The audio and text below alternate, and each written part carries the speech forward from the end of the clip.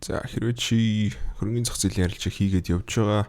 За эсвэл анхлан орж ирж байгаа. За эсвэл тийм ээ ингээд арилжаан дээрээ сайжирья гэсэн ийм зорилготой залуу болвол нэмшлиг чамд зориулж байна. За тэгээд нэмшлэгэн дээр хитүүлээ. Багшийнх нь хийсэн $70 арилжааны задаргааг хамтдаа харцгаах болно.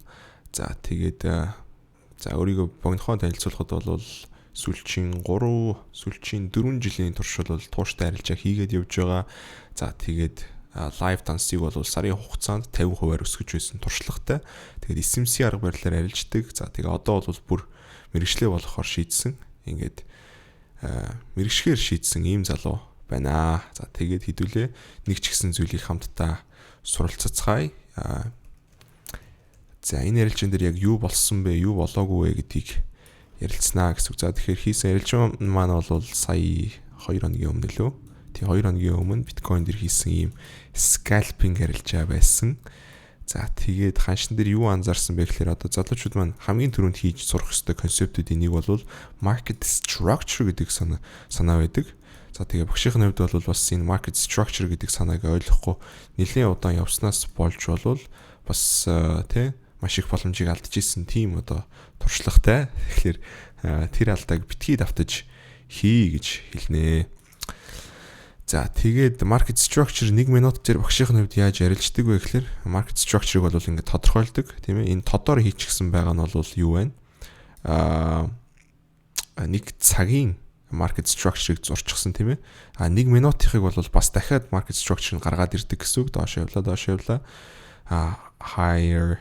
Higher low, өндөр нам, өндөр гिचээ доошоо чочигээд ингэ явжсэн байна тий. За тэгээд энэ дээр юу болсон бэ гэхлээр за одоо та нарт сайн тайлбарлаж өгнө. За ер нь бол энэ бүсээс хойших энэ хэсэг бол хамаагүй гэсэн үг шүү дээ. Тухайн арилжаа хийж их үед бол энэ хэсэг огтхонч гарч ирээгүй байсан гэсэн үг. Тэгэхээр багш нар энэ дээр яаж орсон бэ гэхлээр одоо энэ төвшингүүдийг харж байгаа байхгүй. Би ер нь бол яг энэ хүртэл тийм ээ structure энд зурчихсан ингээ хүлээж байгаа байхгүй. Тэгэхэд бол нүдний өмнө энэ дээрээс ингээ доошоо унаад орж ирсэн гэсэн үг. Яг энэ хавь дээрээс ингээ унаад тэгээд 1 минутын market structure энэ доор өмнөх low байсан байгаа юм. Тэгээд тэрний доор бас энэ ч өмнөх low байсан. За тэгээд за энэ яг энэ арилжаа бол ашигтай гарсан тийм ээ. Гэхдээ бүтэн ашиг бол орж авч чадаагүй багшийн хувьд. Орлоо тэгээд тал ашиг энэ хавь дээр ирэхэд нь аваад тэгээд break even тавиад дээшээгээ ингээд TP-гээ хүлээж исэн чинь break even бол энэ ч хурж ирээд энэ хэсэг дээр эргээд цогсон байдаг. Тэгээд ерөөсөө яаж байгаа гэсэн үг. Тим арилж олсон. Гэхдээ бол ашигтай гарсан гэсэн үг. За тэгээд яагаад орсон бэ гэхлээр ердөөсөө одоо энэ дээрээс бууж ирээд хитрхи хүчтэй тийм ээ хитрхи органик биш уналт нэгдүгээрт орж ирсэн. Тэгээд өмнөх энэ ловыг ингээд шалгачнаа гэдэг болвол ер нь бол bounce back хийхин шинж болж өгдөг гэсэн үг. Тэгээд багшийн хувьд яаж тавьж өгсөн бэ гэхлээр энэ доор stop loss-ыг бол тэрний дараачийн евро тавьж өгөөд low-ийн доор тавьж өгөөд тэгээд scalping арилжаа энэ дэшээ энэ хүртэл ороод нэг ярцанд 3 арилжаанд орсон байх нэ. За тэгэхээр яагаад stop loss-ыг энэний доор тавьж байгаа вэ гэхээр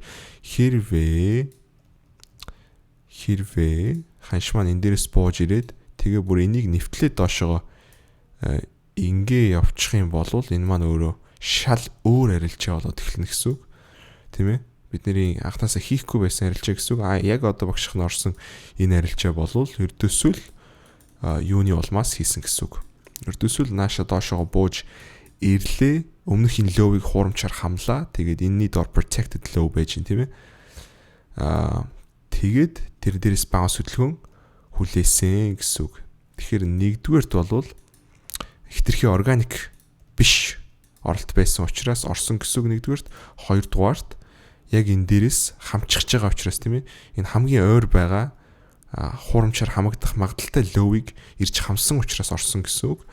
За 3 дугаарт мэдээж нэг цагийн тренд бол дээшгээ байсан. Гэхдээ тэрийг бол нэх авч хэлцээгүй. Тэр бол бодогдоочгүй зүгээр энэ доошо орж ирлээ. Ерөнхийдөө бол баг одоо реакцны ярилж байсан гэсэн үг. Доошо ороод ирүүгүй юу? Миний хувьд юу гэж харсан бэ гэхээр энэ бол буцаад дээшээ татлаа тий. Ингэж худлаа доошо ундаг юм гэж юусоо байхгүй. Энэ дээрээс бол адаглаад нэг хэрцганд 2 арилжаанд орно. Тэгээ 3 хүртэл бол би харнаа гэд 2 дээр эрэхт нь бол яасан гэсэн үг. Одоо 2 дээр эрэхт нь болвол тал ашиг аваад тий тэр маань бол 70 байсан. Тэгээ дээш хүрсэн бол 170 болох байсан. Тэгтэл break even тавьчихсан учраас яасан. Тэгээ яах вэ? Одоо энийг тэгээ барьчихгүй яасан юм дээ. Break even тавьж яадгийн гэл тэгэх одоо хүмүүс байх. Гэхдээ ер нь бол энэ доошогоо тий төд удалгүй ямар хурдан шууд stop loss цохиулах магадaltaй байна вэ гэдгийг бол харж байгаа байх. Тэгэхээр break even-ыг авдаг тийм ээ. Break even тавьдаг тал дээр нь тал буюу 3-2 дээр нь ирэхэд тал ашиг авдаг. Энэ одоо зан хандлага гэдэг юм уу тийм ээ. Энэ одоо дадал маань бол хамгийн эрүүл дадлуудын нэг ээ. Ягаад гэх юм бол арилжаа гэдэг бол маш эрсдэлтэй салбаруудын нэг. Тэгээд эрсдлийг байнгын танах нь эрсдлийг одоо менежмент хийх болвол тийм ээ. Цус гаралтыг үргэлж зогсоож байх нь арилжаачийн хүний хийж байгаа баг одоо тийм ажлынх нь дийлэх хувь гэсэн үг. Техник анализаас гадна тийм ээ. Техник анализ 20-30% гэх юм бол одоо чадварлаг арилжаачны хийж байгаа ажил бол ердөөсөө л эрсдлийг танах байдаг. За тийм учраас залуучууд маань бол эндээс бас ганц ч ихсэн зүйлийг суралцаж авсан байхаа гэж найдаж байна.